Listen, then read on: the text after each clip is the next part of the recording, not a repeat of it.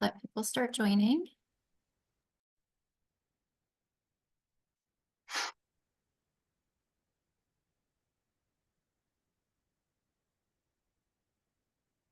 Great. Let's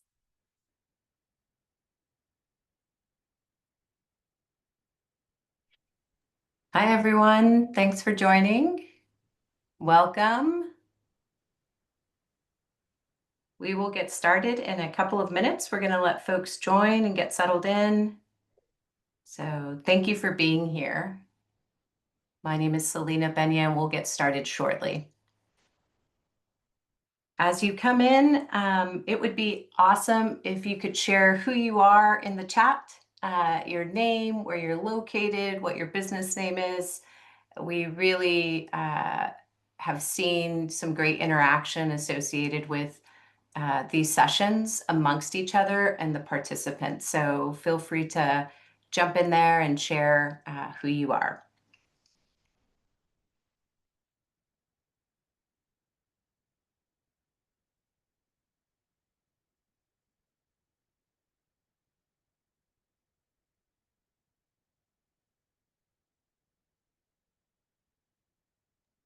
Hi, I'm seeing some comments that the chat says it's disabled, so I'm going to look at that. Okay. And in the meantime, the Q&A there is working, I think, if people have some things to say. Some things. Okay. Thanks for letting us know, Sarah.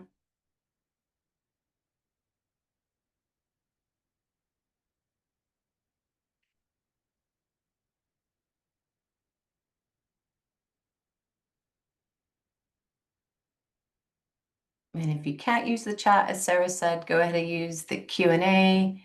That'll help us just know who you are. And we've got our colleague Michael here, who is also helping facilitate on the Q&A and the chat as well. Wonderful.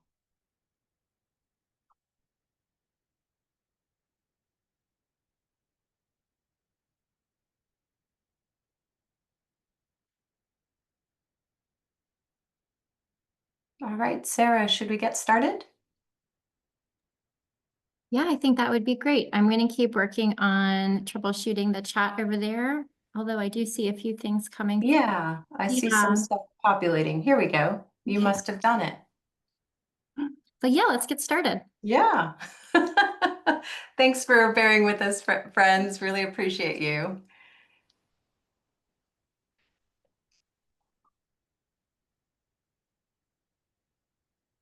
All right, so welcome to our first session related to specifically preparing ourselves from crisis to continuity series.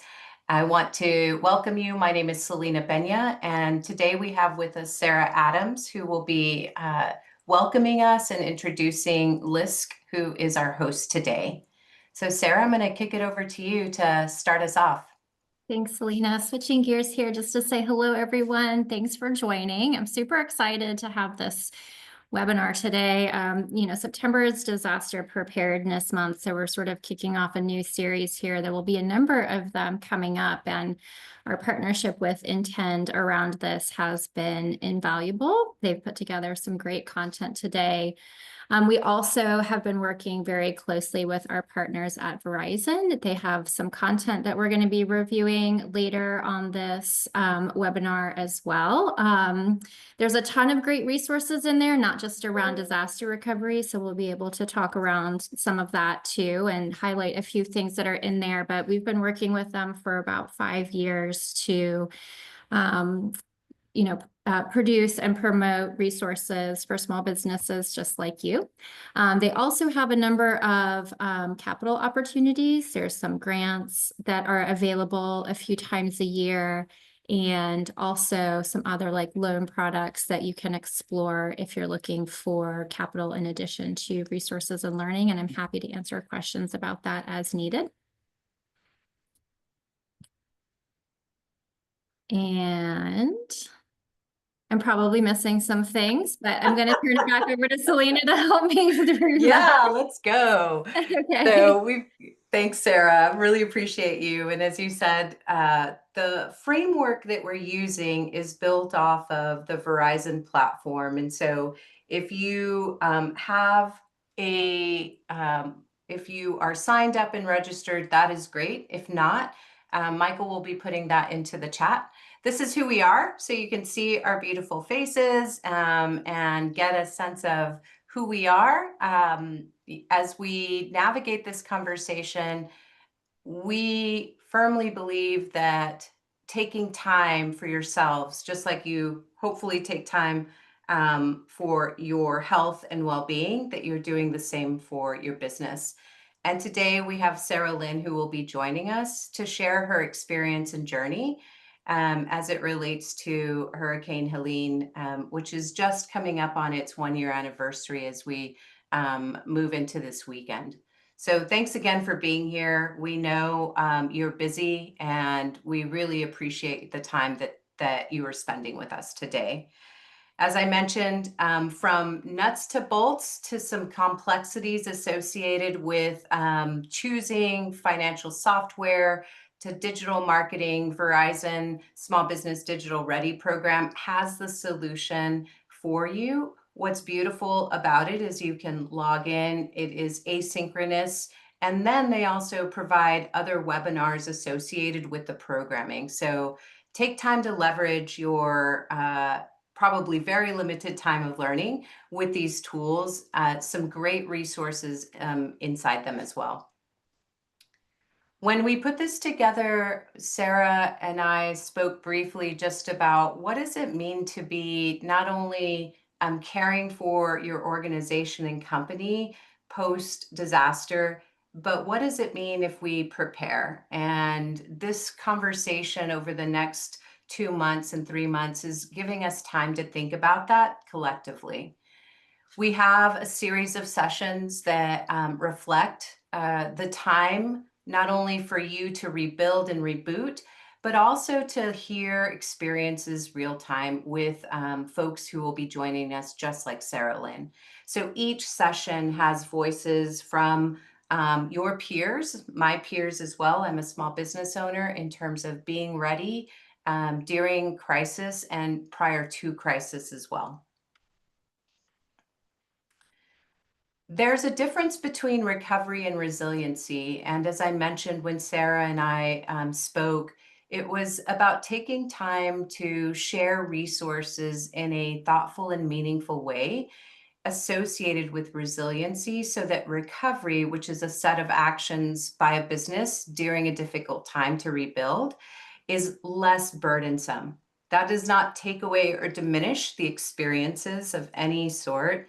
Ideally, it is helping us become resilient and ramp up what we need to address in a period of time with resources and tools that we as business owners have created solutions for ourselves in preparation for adapting, rebooting, and maintaining some sort of form of continuity while disruption is happening.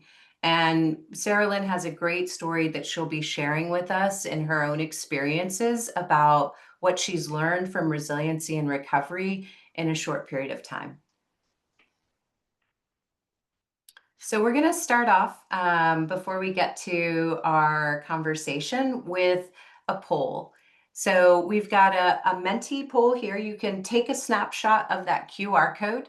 Michael will be putting in the chat the link to the Menti, and I'm going to shift over to our other screen so you can see what the questions are. So here we go. We're going to do a series of questions. And let me just confirm that yep, we can see our screen. So I believe my business and I are prepared and educated on how to respond, recover, and continue operations. So this is on a scale of 1 to 5, rating your resiliency on how you believe your business would be ready today. That's great. We've got about half of the participants responding, and we're sitting right in that middle. And usually it's because we now have great cloud support that can help us access things right? So this is wonderful. So we're looking at, out of 1 to 5, we're sitting right in the middle. That's interesting, and we'll learn a little bit more on how to get you closer to a 5. The other question we have, just in terms of understanding your geography, and I saw we've got some folks from Louisiana, we've got some folks from Arkansas. So really just sharing, what do you believe your area, if it's prone to natural disasters? This ranges from blackouts, right, to storms that could be thunder, lightning, rain, fire. We've seen it all in the span of 1 year in multiple ways, and it's not to diminish one or the other. So we've got 24, actually, the majority of us participating have and are prone to natural disasters. That's great. And for those of you who are unsure or know, I would imagine that there are other experiences in terms of potential risks that you are potentially getting ready for. Now, there's another portion that we could spend another series on, which is cybersecurity, right? And so we just want to get a sense of what, from a non-natural perspective, what that looks like for you all.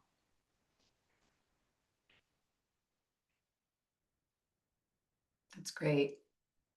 So we've got about, again, 17 or so moving up about risk for cyber attacks. And there is a section in the Verizon portion dedicated to testing your systems and preparing you for a potential attack. Our next question, which I think is the last one, would a disruption in staffing affect your business, right? So would this be something that would cripple or potentially slow down your operations, whether that be mailing out product, setting up time for services, professional services, accessing other resources and networking, business development as well. So a majority of us believe that a disruption in staffing could affect our businesses. I actually have one of my own colleagues who has an illness and has gone into surgery and is out for a month. And I've promised her all the work will be here when she gets back. At the same time, I know it needs to keep going. So it resonates with me in terms of what are we thinking about when it comes to potential disruption. Our last question is, have you experienced an unexpected event that caused a major disruption to your business? So this could range from all of the items that I just walked us through in terms of something disrupted your business for a period of time that potentially reduced your revenue and profit and maybe even had your business close. Great. All right. So thank you for telling us a little bit about who is here today. I really appreciate that. This information will be shared with you post webinar as well. So you'll have access to this information along with the mentee and the things that we're sharing here today. You all have shared where you're at in the journey. And so some of this may, from a framework perspective of continuity, be things that seem like I've got this organized and ready, right? We were at a 2.8 as a group. So I would say when we think about that, that's probably a C, maybe a B minus if we were grading ourselves, right? And so when we think about how do we prepare for continuity, really to prepare for any type of unexpectedness and disruption in our business, the first thing we think about is what do we identify with our P's, right? Our people, our places, our providers, our processes, and our protocols. Now, we may just be a business of 2 or 3, right? But we have to have some sort of sense of where are things, right? And so it's important to make sure we identify those P's associated with being prepared for when we need to tap into critical operations. You're here today and you shared that there are potential threats for whether that be natural disaster, human error, and or cyber attacks.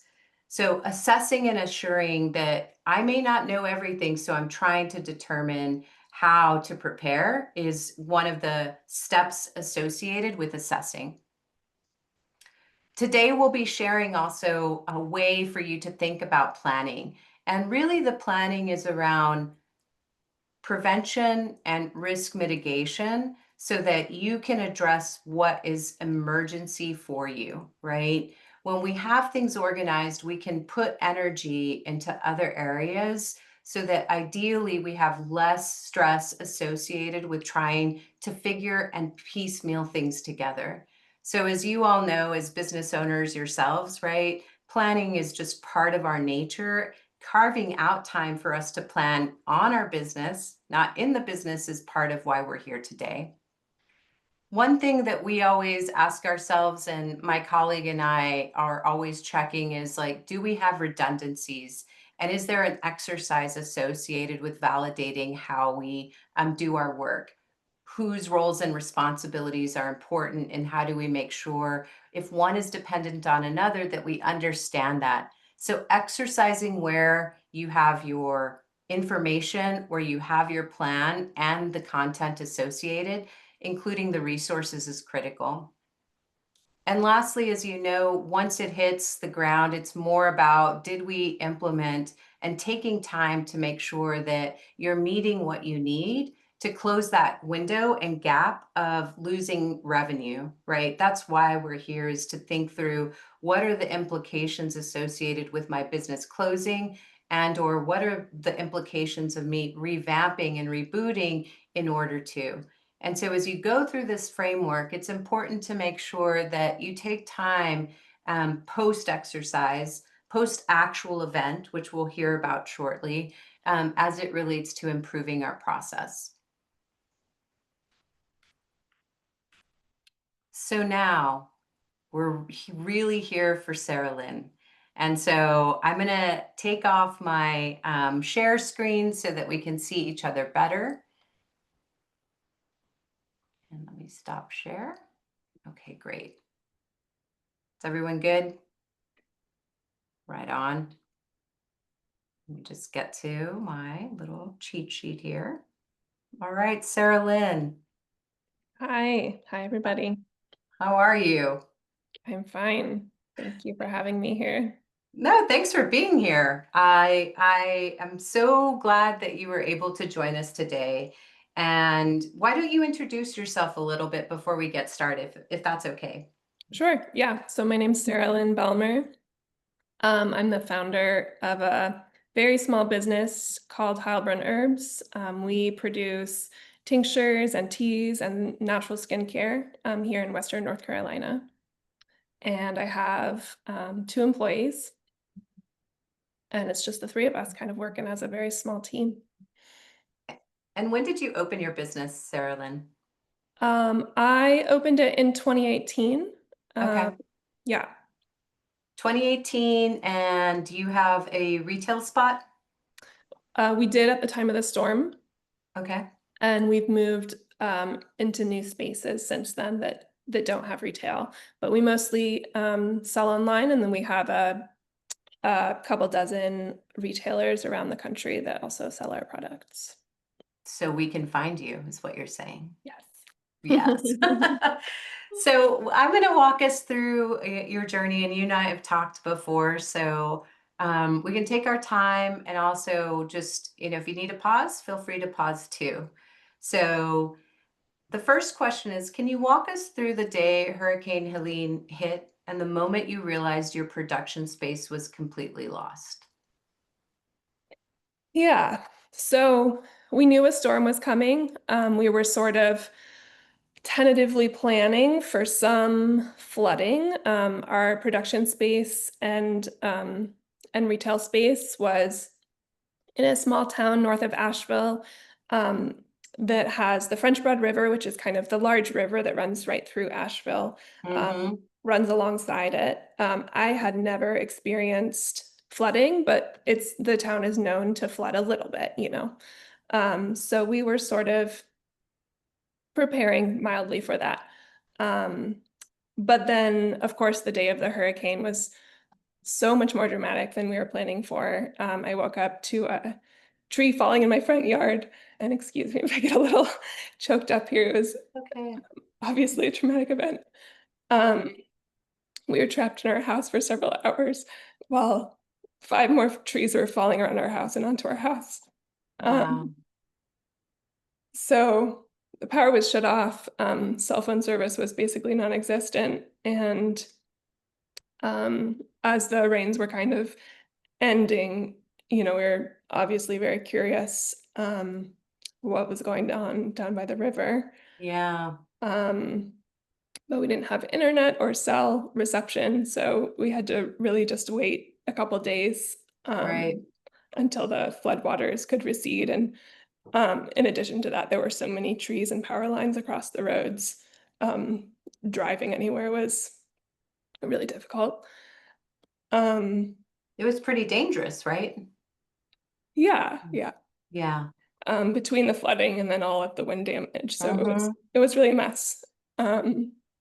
The hurricane happened on a Friday, Mhm. and we were able to go check on our studio on Monday.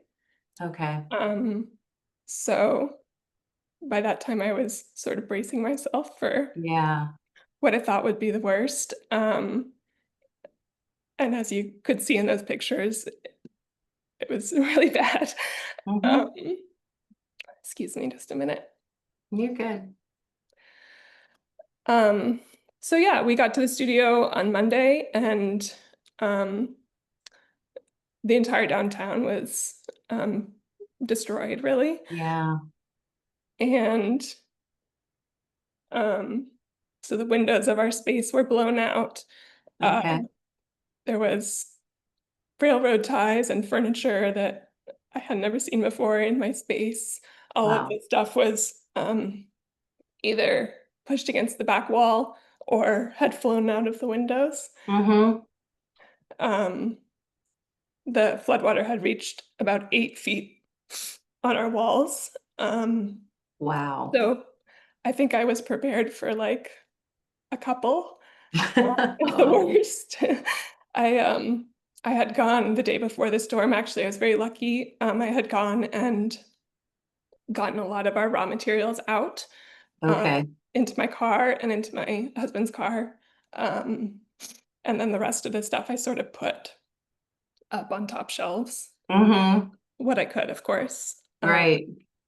And so everything that remained really was completely ruined because the water was so Mhm. high that it tipped everything over or just like completely slammed it against the back of the space, or again Right. like washed it downriver entirely. Um, so that was kind of the weekend of the storm.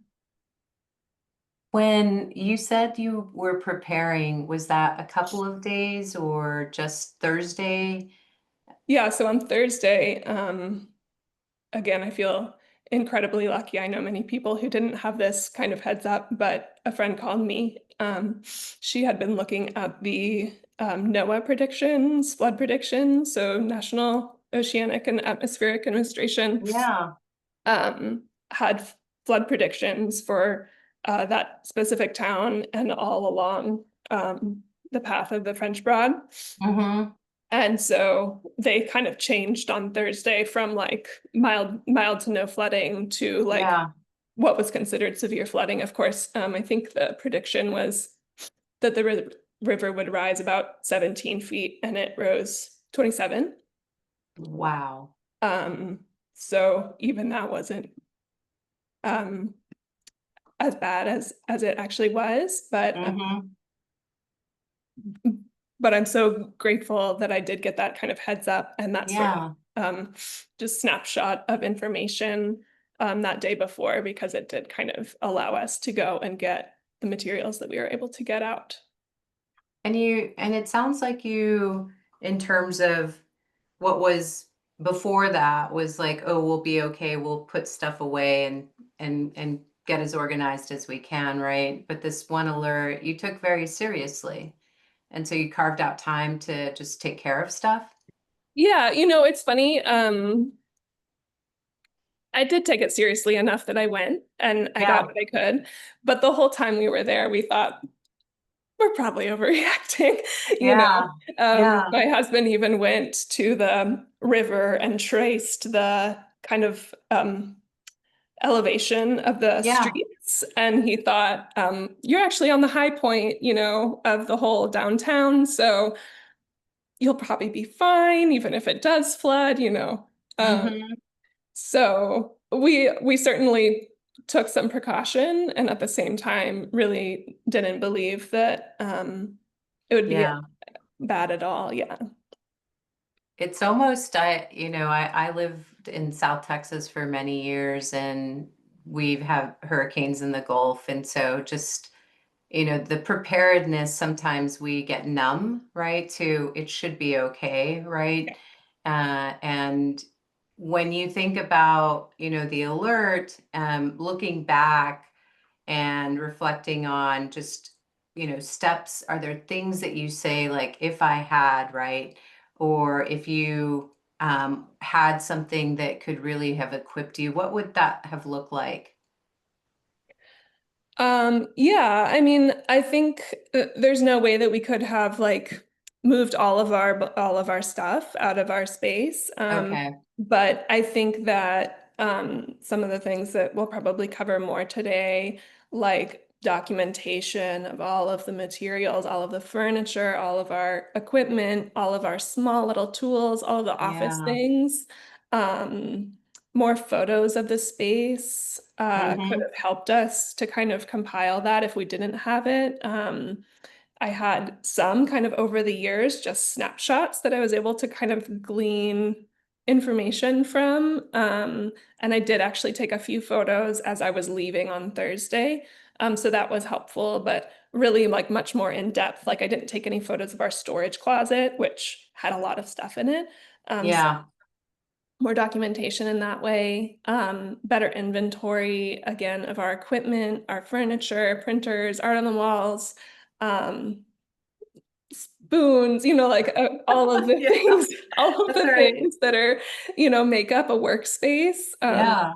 I think we don't really like think about all of the little accumulation that does actually turn into like essential Yeah. belongings. Well, it's part of your business too, right? So we take for granted, to your point, and just being grateful about having the ability to share, that you've been able to continue.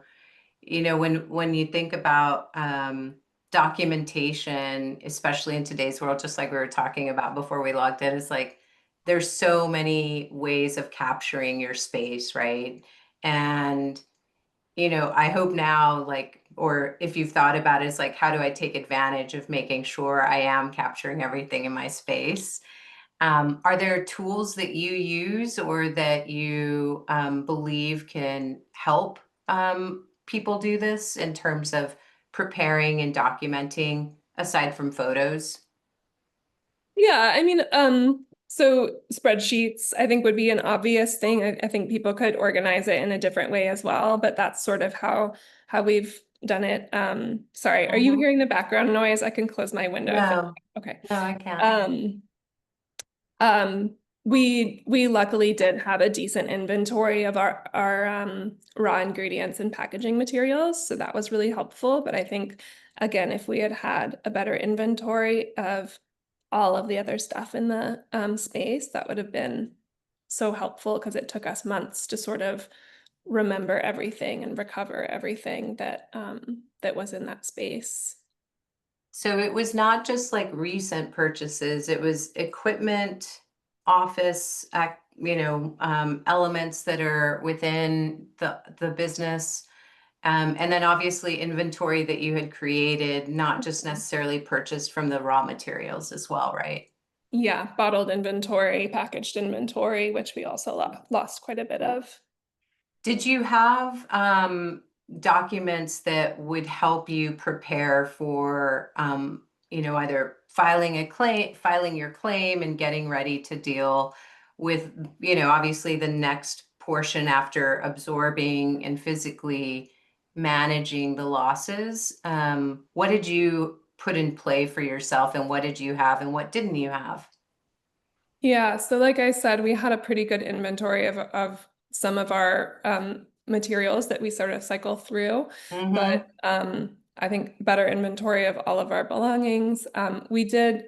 I generally keep purchase receipts in a archive folder in my email. That was really helpful to be able Oh, to go good. through and value everything that I hadn't already had on a spreadsheet. And then we have a physical box of records that some things go in. And again, luckily I grabbed it that day before.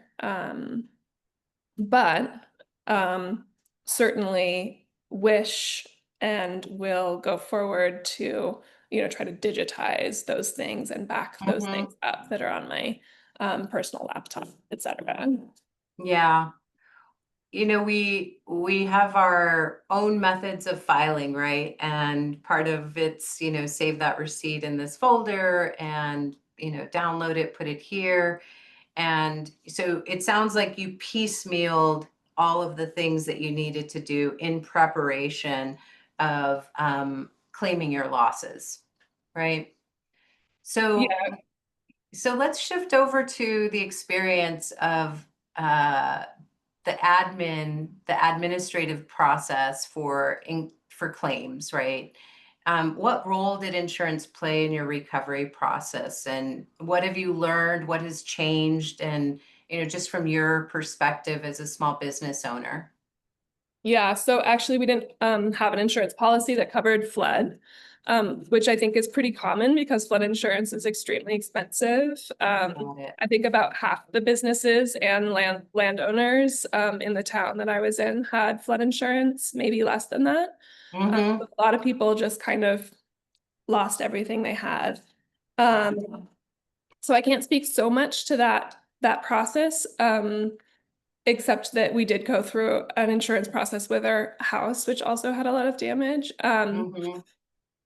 But just in order to sort of continue operating, I think we had to gather a lot of the same sort of things. So again, Right. valuing everything that we lost, trying to create clear lists of everything that we would need to replace.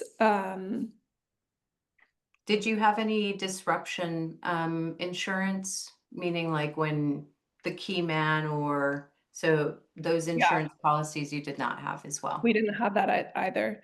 Okay. So insurance really didn't play a big role in our recovery process. Okay. If it had been a fire or something, maybe it would have been an easier Yeah. route to follow for sure. Mm-hmm. And now that you're not in a retail space, are you still in the same area? So there are many small towns kind of surrounding Asheville, and so we are Mm-hmm. in the Asheville, greater Asheville area, but we're not back in Marshall.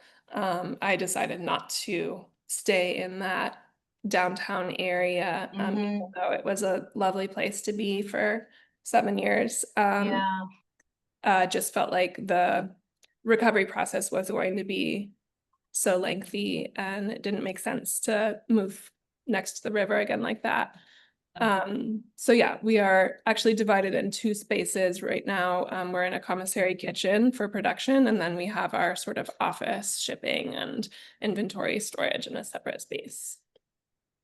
As you were going through this process, in the business obviously having a disruption, how did you communicate with your employees and customers, shortly after the flood? Yeah, so like I said, we didn't have cell phone Yeah. service for several days, so it was challenging.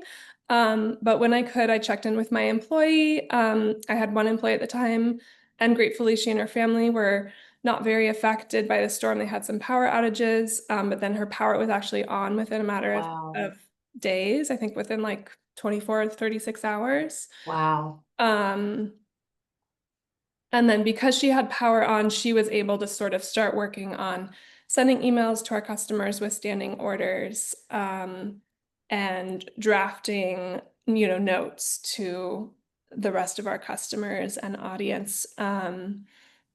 So that was extremely helpful. About a week after the storm, I was able to drive about 40 minutes out to a friend's who also had internet. And I stayed there a couple days with my toddler to write a newsletter and do a million other administrative things, including, Yeah. insurance for our house and whatnot.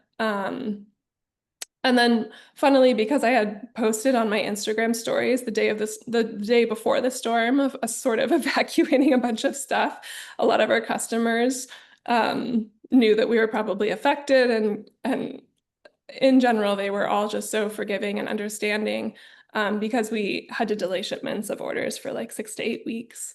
Yeah. So that was sort of our step-by-step process. And then again, as we sort of started discovering different places where we could get internet, the libraries started being like satellite internet kind of locations. So Oh, wow. people in the Yeah. community would start to go sit outside of the library and do their Do their admin or thing. whatever. So I was able to start Wow. going there and write more updates, etc. You also, through your process within social media, started a campaign, right? Can you tell us a little bit about that? Yeah. So we started a few different things. We in our initial email, I can't remember if it was actually the first or the second email, like newsletter that we sent out to our customers. We sort of described what happened, and then we encouraged our customers to buy gift cards Mhm. to make orders that they were willing to wait for. And that was a really great way to sort of help us survive that, first few weeks where we knew we wouldn't really be able to have inventory to sell.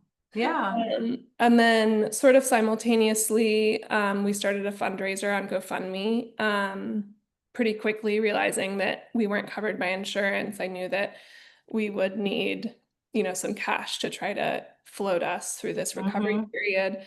A friend actually offered to set this fundraiser up for me. Wow. She had internet again at the time, so it was just, a little bit easier for her. And that fundraiser was surprisingly successful and really floated us for the next few months as we sort of step by step got back on our feet. Isn't that amazing? It is. It It was is. I was really blown away by the community support. I feel like, um, everyone from customers to friends to family to like, people I've never heard of to Yeah. friends' parents that I haven't ever met, you know. It goes to show this notion of, affinity and community can go beyond just down the street, right? Especially when you've built such a reputation on your business, on you, and also on your product, right? Yeah. So it's a testament not only to those, but also to you all as a business in creating a space that celebrates naturalness, despite some of the challenges that you face. And people rise to the occasion when we're gracious and humble, like yourself. And with that, you were able to, pivot. And so tell us, like, what were some of the things that you put into play with how you raised some of the money to restart your business? Yeah. Do you want to just clarify that question just to? Yeah, just like what were your first steps in terms of like restarting your business, like from an inventory, from like equipment, from location? Like what were those steps like for you? Yeah. So because we lost a lot of our bottled inventory and like all of our kind of packaging inventory, we knew that we would have to reorder, Mm, a lot, months and months and months worth of packaging inventory. We were at the wow. time sort of gearing up to our busiest season, which is the, fall and holiday season. So we had sort of Mhm. really stocked up. And And then in addition to that, knew that we would need to immediately find a new production space. So we, I started trying to just reach out to as many people as I could to try to figure out, because Asheville City Water was completely off grid for months. Wow. The city of Asheville, uh, their um, facilities were ruined in the flooding. So any sort of kitchen space in that area was kind of off the radar. Wow. So we had to start looking for like small spaces and smaller towns, outside of town, etc.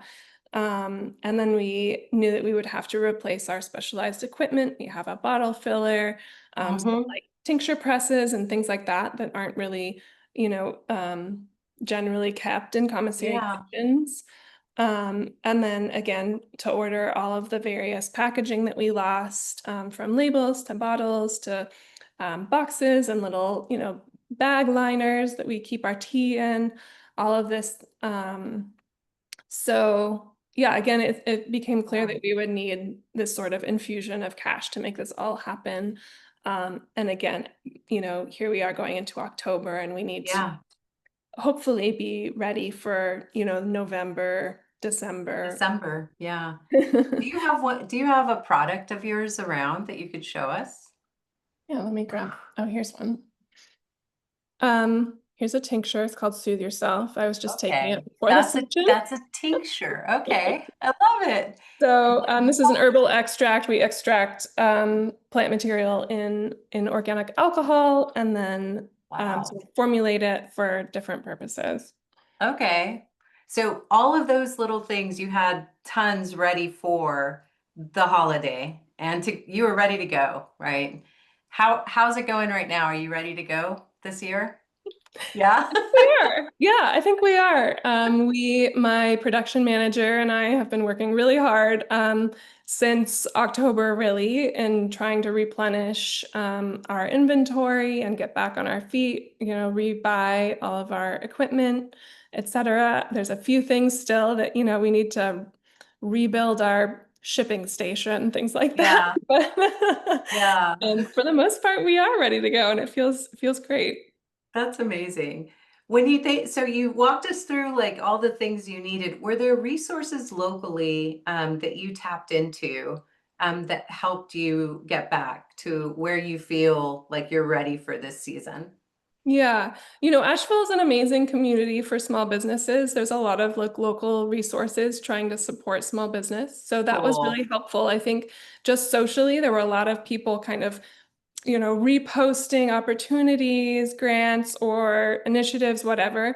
Um, there's a, small business sort of it's called Mountain BizWorks. It's an organization with Yeah. small businesses. They relate a lot of opportunities that weren't just through them. There was a city council member here that was really great about, again, spreading information that was helpful. Um, GoFundMe actually started their own relief campaign for Hurricane Yeah. Helene. Um, Yeah. and so they awarded us with a little bit of that fundraiser as well. Yeah. On top of what you had raised too. That's Mhm. amazing. That's cool. Well, Sarah Lynn, is there anything else you'd like to share with us about being resilient? Because you've just shown us how resilience shows up. And I really appreciate you sharing your story with us. Thank you. Hmm. Yeah, I think I just wanted to say that, aside from being as prepared as possible, in, being organized and having all of, the record keeping kind of Hmm. elements, I really think that the most amazing asset that we had for getting through a disaster like this was community. And I really am so grateful, for our customer base, our friends and wider network, the support that we had in the form of gift cards, our fundraiser. We wouldn't have found our spaces that we moved into had it not been word of mouth. Um, Friends kind of came out of the woodwork. Friends and strangers really came out of the woodwork to support us in so many different ways. And it just really kind of, you know, s- sent home the point to like focus on building your community, Yeah, being kind to the people in your life, even, if you don't really um, have a specific, reason to totally. be, and to build those relationships, because really, like, when all of the other infrastructure drops off the radar, that's sort of what we have, our community. So that's sort That's of so what I want true. to say.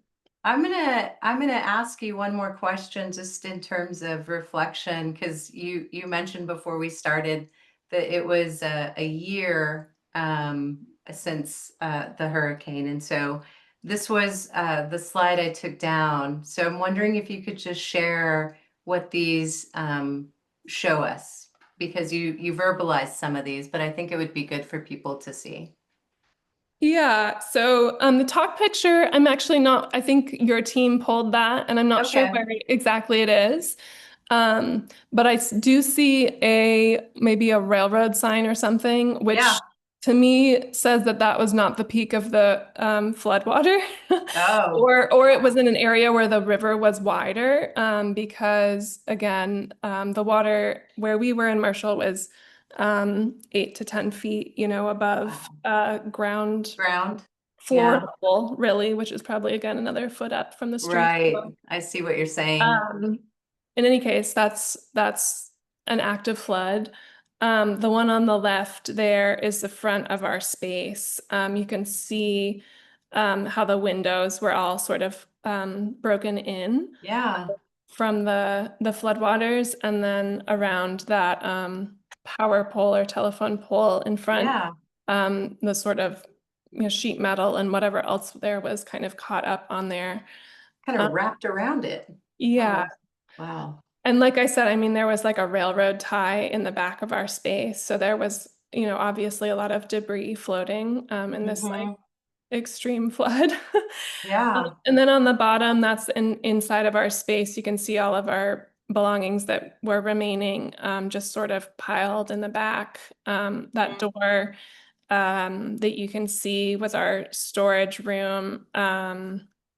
And it was sort of wedged shut because there had been furniture that washed in there and then sort of blocked the door.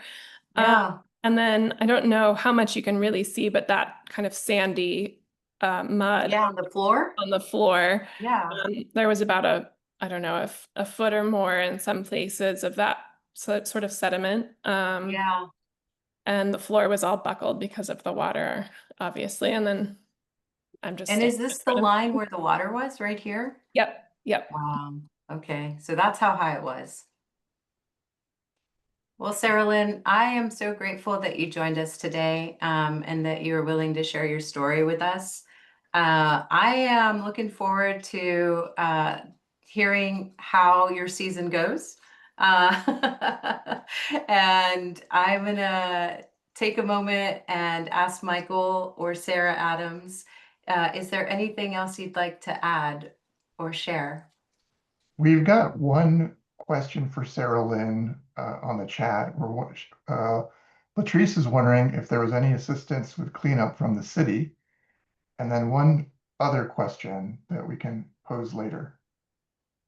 Um, so the cleanup was very varied, depending Mm, on which little area or which neighborhood. It was a pretty chaotic recovery those first couple months, because I think all of the sort of government agencies had to jump through all of the hoops that they have to jump through, and it takes time. And everybody was eager to sort of try to move on, and start cleaning up. So a lot yeah. of volunteers showed up in Marshall. There was an organization there that is more in the building trade that sort of started organizing all of these volunteers. It was absolutely amazing to see people coming down both with machinery from their personal businesses or lives, and clearing Mm, the streets, wow. clearing. Everyone was taking debris out of the spaces onto the street, and then, you know, the excavators or whatever would pick it up and take it to the dump truck, and then Wow. and then people just literally with shovels. Of course, we were all very uncertain about what was in the debris as far as toxicity goes. There was a plastics plant upstream that flooded, and that was all sort of an unknown. So people were wearing gloves and eventually hazmat suits, as like respirators and whatnot. So it was kind of all over the board. And honestly, there are still areas that are look pretty bad. Yeah. That I think people are waiting for the bureaucracy to catch up with. Yeah. Yeah. Thank you. Yeah. Michael, was there another one, or are we good? We have another question, an important one from Darla, who is looking for guidance on how to prepare for cyber attacks, which is a situation that she has direct experience with. Oh, Yeah. Sorry to hear that. I think in terms of cyber attacks, I would say that there's two ways. One would be to reach out to your local SBDC, and we also have local BDOs that LISC works with that could potentially give you someone who could talk to. So if we get your information, we can route that to you. And second, there is a session, a series for cyber attacks on the Verizon platform. Because you're experiencing it or have already experienced it now, it probably is at a point where you need to talk to someone. So feel free to send us your contact and we'll follow up with you on that for sure. Thanks, Michael. I'm so sorry to hear that you're dealing with that. And actually, that was one thing I was going to say. Thanks for stepping in at the beginning of the call, Selena. I was trying to fix the chat and I lost my notes, but I did want to reference there's actually 3 different cyber attack sessions in the Verizon Small Business Digital Ready platform. And I think I have the link here, or Michael, you could pop it back into the chat if anybody wanted to register. This was really based, this conversation today, on an extreme weather event, but there are a number of other business disruptions. Selena talked about one she's going through now, just with the loss of an employee temporarily. So there's a bunch of different learning sources in there. And also, you know, we heard Sarah Lynn talk a lot about how she like manages her assets and kind of getting things like, you know, online. There's a couple of digital courses as well that I think we have some links for, or you can go in and do the search. If you sign up for a digital ready user account, you can go in and kind of search for different things that you might be looking for. I also wanted to mention, you know, I had kind of mentioned the grants at the beginning of the call. Again, I had lost my notes and I was completely trying to switch gears quickly, but Sarah Lynn actually applied for one of our Verizon Digital Ready Cash grants and was selected. So real people win. It came at a great time for her. You know, we do have thousands of people apply from all across the country. So a lot of people are not selected simply just due to lack of funds. But it was an interesting, you know, kind of time for her that, you know, she was able to get a little cash from that, as well as pairing it with some learnings from the platform as well during this sort of like pivotal rebuild time for her. Absolutely. So helpful. Yeah. Yeah. And lastly, Sarah Lynn, I've been trying to record some of the things that are happening in the chat, but there's some really wonderful notes of support and encouragement in there. And what you were saying really resonated with a lot of people. Thank you for being here today. Well, thank you all so much. Yeah, they're pretty beautiful. So if you can open the chat, I definitely will you've before I got hop some good juju going your way as you enter the fall season. We've heard from Sarah Lynn about the lessons learned, and most importantly, it's not just about a framework, but also who you're connected with, right? And I really appreciate you lifting that up in terms of your own experiences and also just the surprise, right, of how people rise to the occasion. And we know that as you grow and as you think through whether it's, you know, in the next month or next year, there's those lessons learned that help you apply, from understanding how to do inventory intake, right, to determining if insurance is right for you, and if not, what's a scenario that could help you be prepared if it's unaffordable, right? Through talking to your team that has internet when you don't, to building out a message that is honest and true, and really not just about what was lost, but what potentially is the future, right? And so you bringing us along on that journey has been very helpful today. We have some resources for you all that we'll be sharing. You can see here, we will be sharing this along with a checklist that we created based on the 3 sessions that Verizon has put together. Along with Verizon does have its own digital resources as well when you go through those webinars. In our session as well, we've included a couple of links associated with like the weather, the NOAA solution to see and pay attention to weather, along with local resources that you can access should you indeed need support. Our next steps today is, I mentioned, we have resources for you. Michael's actually going to throw in a link to join our Google group where we will have this provided for you. We'll also have 2 webinars that will continue our journey with some great guests sharing their experiences and their solutions as they navigate through recovery as well. So please sign up and join us. I want to thank you so much for your time. We are almost at the hour, so I'm going to give you 3 minutes back.